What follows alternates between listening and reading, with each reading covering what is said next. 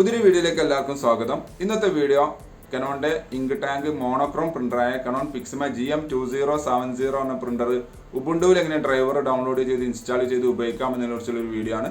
Video കാണുന്ന മുമ്പ് channel ഒന്ന് സബ്സ്ക്രൈബ് ചെയ്യുക, ലൈക്ക് ചെയ്യുക, കമന്റ് ചെയ്യുക, ഷെയർ ചെയ്യുക. അപ്പോൾ നേരെ വീഡിയോയിലോട്ട് പോകാം.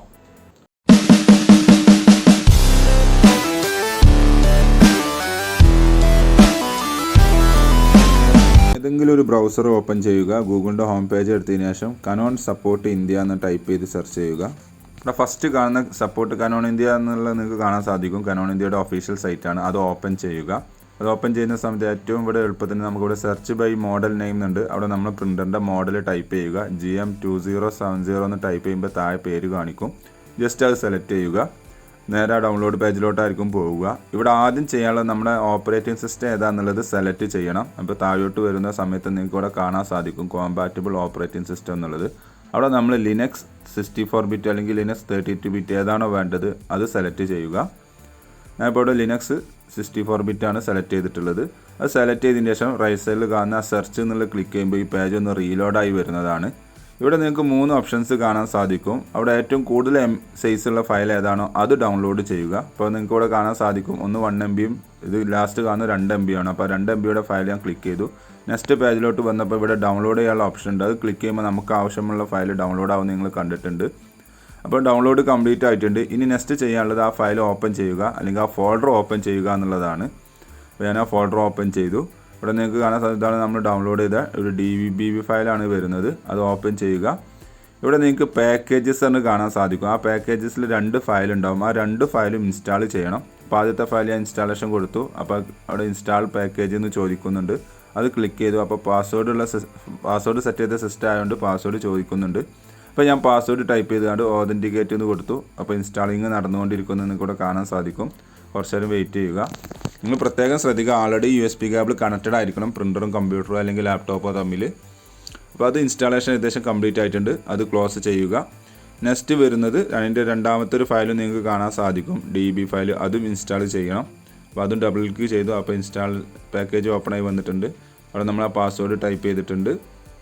അപ്പോൾ പാസ്വേഡ് ടൈപ്പ് ചെയ്തുകൊണ്ട് ഓതൻറ്റിക്കേറ്റ് കൊടുത്തു കഴിഞ്ഞാൽ ആ ഫയലും ഇൻസ്റ്റാൾ ആവുന്നതാണ്. അപ്പോൾ അത് ഇൻസ്റ്റാൾ ആയിട്ടുണ്ട്. ഓക്കെ, അപ്പോൾ നമ്മൾ ഇൻസ്റ്റാളേഷൻ ഏകദേശം കംപ്ലീറ്റ് ആയിട്ടുണ്ട്. ഇനി നെക്സ്റ്റ് ചെയ്യാനുള്ളത് ആദ്യം ഞാൻ നേരത്തെ പറഞ്ഞ പോലെ തന്നെ നമ്മൾ ആൾറെഡി കമ്പ്യൂട്ടറോ അല്ലെങ്കിൽ ലാപ്ടോപ്പിൽ നമ്മൾ പ്രിൻ്ററും കേബിൾ കണക്റ്റ് ചെയ്തിരിക്കണം. ഓക്കെ, ടെർമിനൽ ഓപ്പൺ ആക്കേണ്ട ആവശ്യമില്ല. ജസ്റ്റ് നമ്മൾ എന്ത് ചെയ്യുക, ഇത് ക്ലോസ് ചെയ്യുക.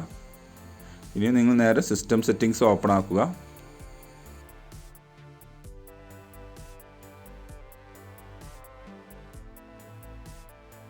നേരെ സിസ്റ്റം സെറ്റിങ്സ് ഓപ്പൺ ആക്കുന്നു. അവിടെ നിങ്ങൾക്ക് പ്രിൻറ്റേഴ്സ് സെലക്ട് ചെയ്യുക. ഇവിടെ നിങ്ങൾക്ക് കാണാൻ സാധിക്കും ആഡ് എ പ്രിൻ്റർ എന്ന ഓപ്ഷൻ ഉണ്ടാവും. അതിൽ മെമ്മോറിയിൽ ഒരു പച്ച കളറിൽ ഗ്രീൻ കളറിൽ നിങ്ങൾക്ക് ഇവിടെ കാണാൻ സാധിക്കും ആഡ് എന്നുള്ളൊരു ഓപ്ഷന്. അപ്പോൾ ജസ്റ്റ് ആഡ് എന്നുള്ളത് ക്ലിക്ക് ചെയ്യുക.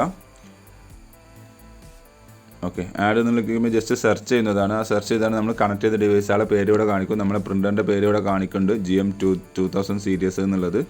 ജസ്റ്റ് അത് സെലക്ട് ചെയ്തതിന് ശേഷം ആഡ് എന്ന് കൊടുക്കുന്നതോടുകൂടി അത് നമ്മുടെ സിസ്റ്റത്തിൽ ആഡ് ആവുന്നതാണ്.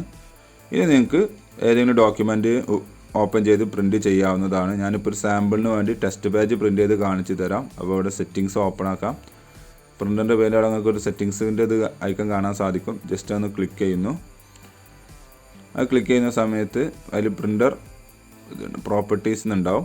അതിൽ നിങ്ങൾക്ക് ഇവിടെ കാണാൻ സാധിക്കും ടെസ്റ്റ് പേജ് എന്നുള്ളത്. അത് ഞാൻ ക്ലിക്ക് ചെയ്തിട്ടുണ്ട്. ഇപ്പോൾ ഇവിടെ പ്രിൻ്റ് ചെയ്ത് വരുന്നത് നിങ്ങൾക്ക് ഇവിടെ കാണാൻ സാധിക്കും. അപ്പോൾ ഇതേപോലെയാണ് ട്രൈ ചെയ്ത് നോക്കേണ്ടത്. ഇത് ഉബുണ്ടു 20ൻ്റെ മുകളിലാണ് ഇത് സപ്പോർട്ട് ചെയ്യുകയുള്ളൂ. ആ കാര്യം പ്രത്യേകം ശ്രദ്ധിക്കുക. അത് ലിമിറ്റഡ് സപ്പോർട്ടാണ്. ഓക്കെ,